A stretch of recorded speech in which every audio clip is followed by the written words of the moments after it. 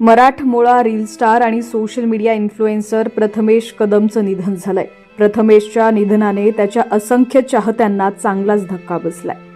प्रथमेश गेल्या काही दिवसांपासून आजारीच होता.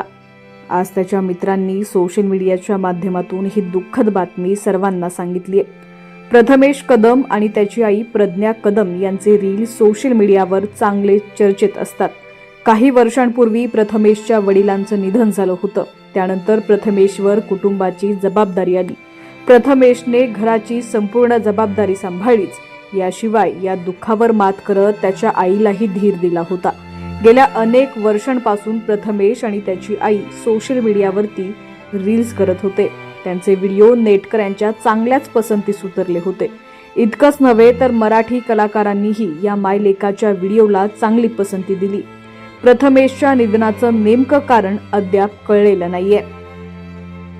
मात्र त्याच्या जाण्यानं सोशल मीडिया विश्वात चांगलीच हळहळ व्यक्त होतीये.